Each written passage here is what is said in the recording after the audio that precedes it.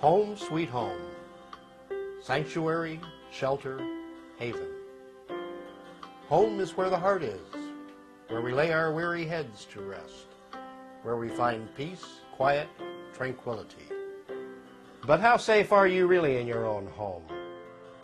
How secure are you, a law-abiding citizen of the United States, from the reach of unwarranted intrusions, whimsical searches of your home and person, and unlawful seizures and confiscations of your property by law enforcement and the courts? Not very safe, not very secure. 2742, copy code 3 from Golden Hill 46.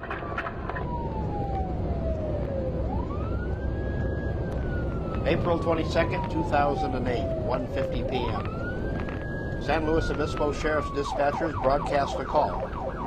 Shots have been fired. First to respond is Deputy Darren Murphy.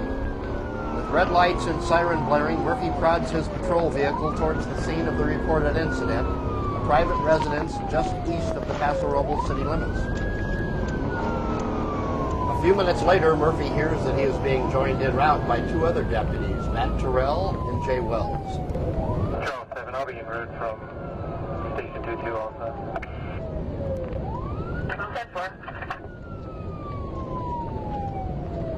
22.41, 10-8 en route. Back. 10-4. An update from the dispatcher raises the stakes.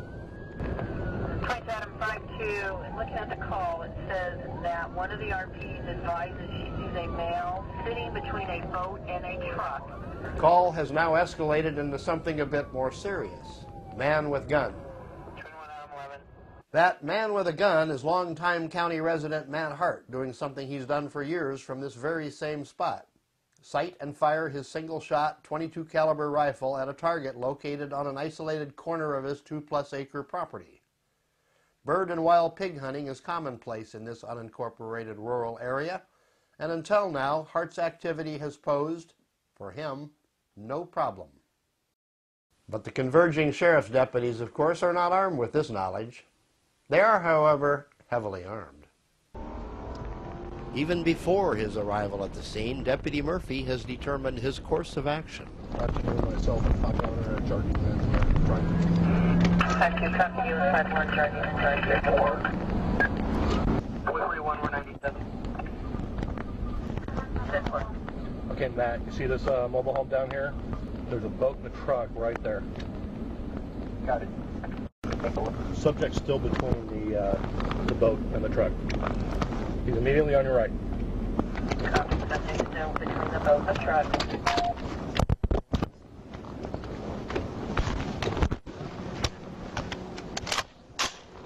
Well, the first car was driven by Darren Murphy, and when he got to my front gate, he started yelling, "Hey, buddy, hey, buddy." Hey, buddy! Hey! Hey! This ear was totally plugged up, and I couldn't hear out of this ear, so I saw the dogs. My dogs took off running towards the gate barking. Sheriff's Department, put your hands up! Drop the rifle! Put the rifle down! With my gun like this, I walked past and looked around the front of this hood.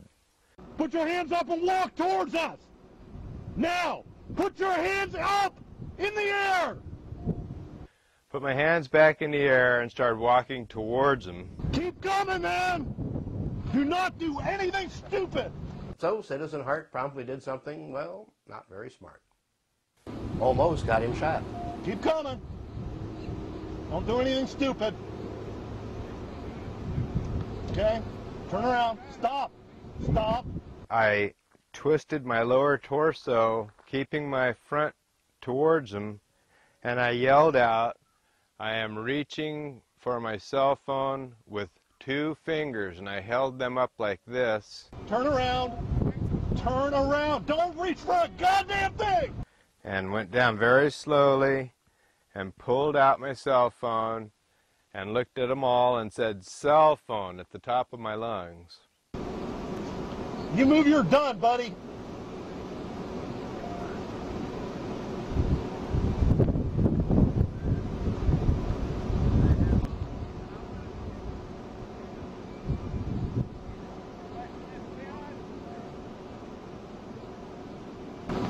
Okay. What an asshole. I think we need to go and clear the house. Deputy Murphy now makes two separate decisions.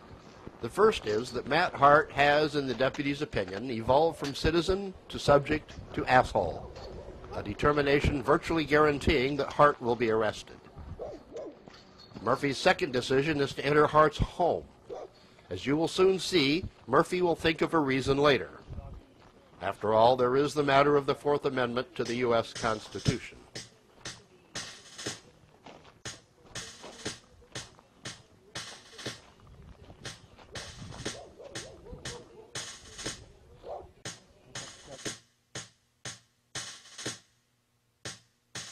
Well, I know one of my neighbors said that they tried kicking the back door in. Sheriff's Department, is anyone home? Sheriff's Department!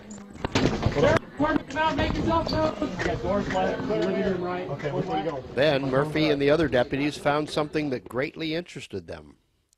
A locked gun safe in Hart's bedroom. But they needed the keys. A sheriff came out and asked me for the keys to my house, and I said, "What for?" And he said, "Give me the keys to your house again." And I said, "I'm not authorizing you to go in and search my house." It goes against every single constitutional right you got right there. They have no business being in my house. Well, they do. No, they don't. Well, that's your opinion. Again, he asked me for the keys, and I again said, "I am not authorizing you to go in and search my house unless you tell me what it is you're looking for and why." And he reached down and grabbed hold of the keys off my belt loop, such as this, jerked them off, and said, "We don't need any warrants. We can do anything we want." I'm on 2 acres of my own land, and you guys come here pointing AR-15s and M16s at me. Shots are fired. We got to make sure that everybody's all right. What are you doing in my house? I couldn't tell you. I'm not there right now. What are you doing? And now this story gets really interesting for everyone except Matt Hart.